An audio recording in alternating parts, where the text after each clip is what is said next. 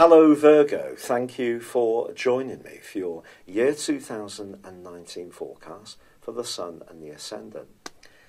I'd like to go back to the 7th of November last year. Then the North Node, the point of destiny, the nodal axis, inverted back into the sign of Cancer. Now it's going to be there through till May the 20th, 2020.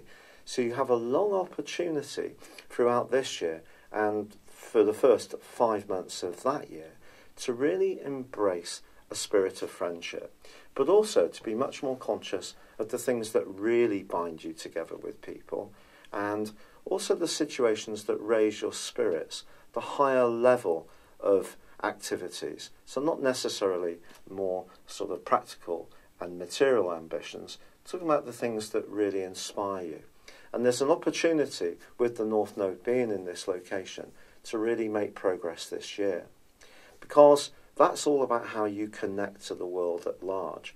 And there's going to be a very important eclipse on the 2nd of July in Cancer, which means the second half of 2019 is going to be very much about friendships, about your long-term hopes, and also your desire to make your life more fulfilling.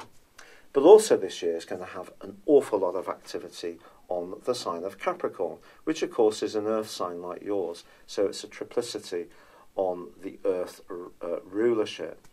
But this is really key because there are 3 eclipses in Capricorn this year, Virgo. Now, a good friend of mine who's a Virgo wrote to me on Facebook in November and said, "Patrick, when are all these wonderful things that are going on for Virgos going to happen to me? I don't see much change going on in my situation."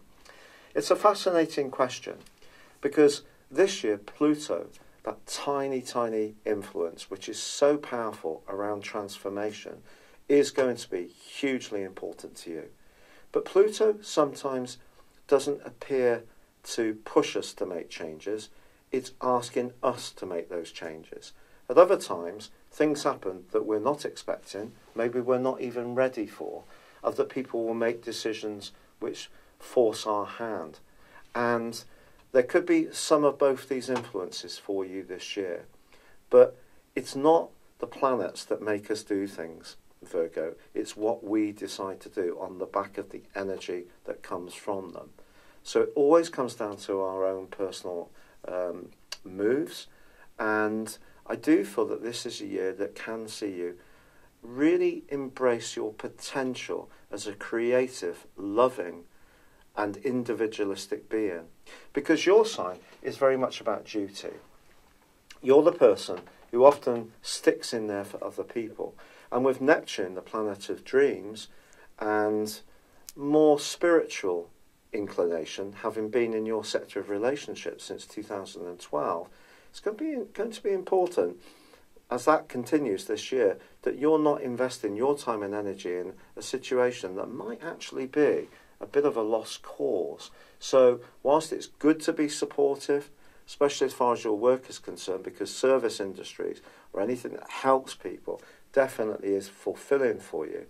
But if this is too much the case around the personal relationship or your home life or the way your domestic setup is organised, then you're denying your potential to grow. And this year is about a huge potential to grow.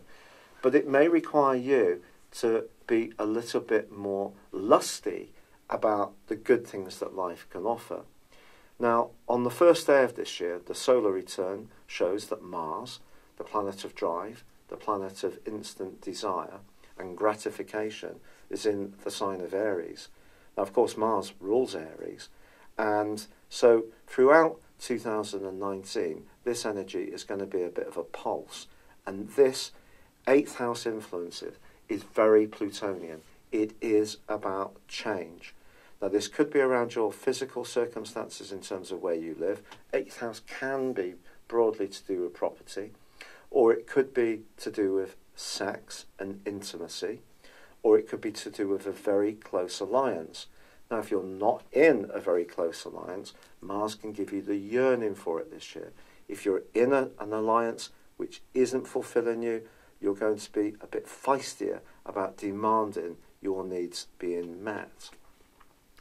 Now, back on the other side of the heavens, pardon me, we have a lot of energy in the sign of Capricorn, as I say, but also in Sagittarius at the very start of this year. In fact, your ruling planet Mercury is in Sagittarius, forging an amazing link to Uranus, which is back into the sign of Aries, your 8th house.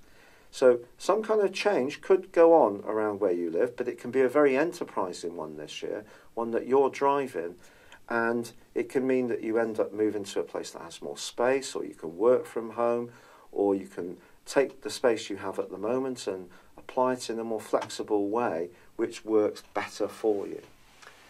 But the big influence, which occurs very soon into the start of this year, is on the 6th of January, because then there is a solar eclipse in Capricorn.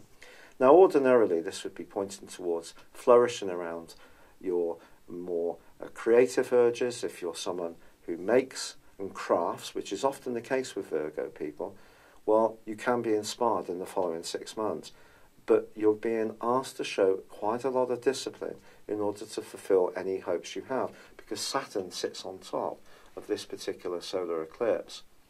And it's going to last for 6 months, but it feeds into a lunar eclipse, which occurs in your 12th solar house on the 21st of January. So psychologically, if you're in a situation in the first 6 months of this year where you're being held back around the things that would bring you joy because of concerns, because of anxieties, because of a lack of self-confidence or belief, or your circumstances are very difficult to break out and be the free person you can be, then that's going to be a central theme. But also there is more.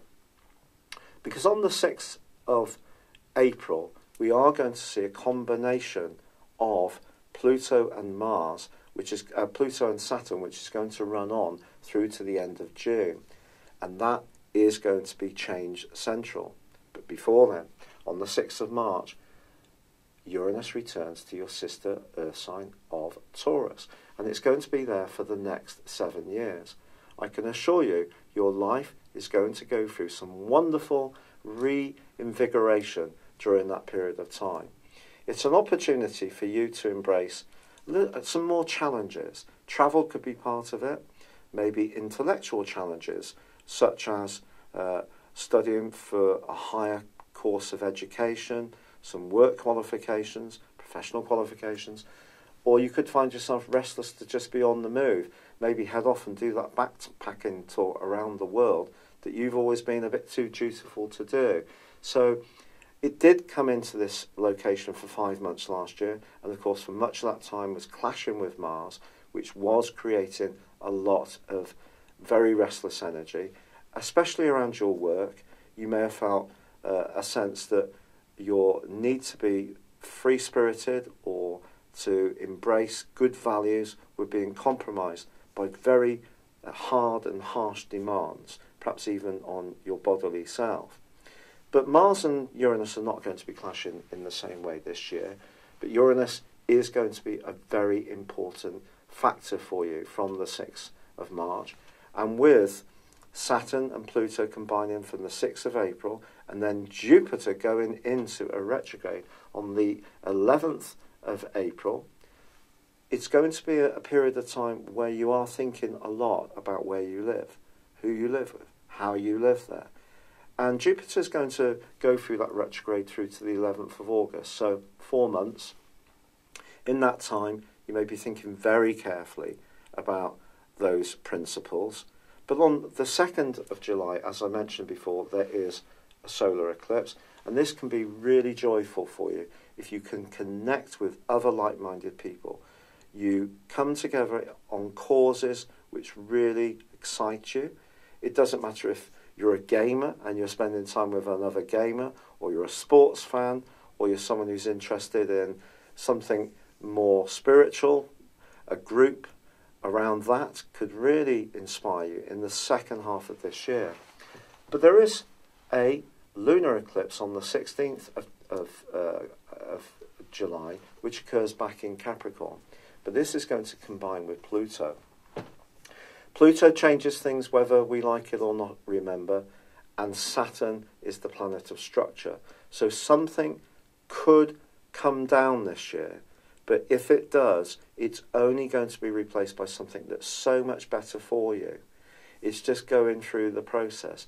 Most of us have some disinclination towards change unless we're driving it. And even if we are driving it, it can still be, at times, a bit of a fearful process. New job, first day at school, university, leaving home, kids leaving home, separating from a relationship, relocating somewhere else, starting our own business, having medical treatment. All these things can create a degree of anxiety, but they all have the potential to enrich us.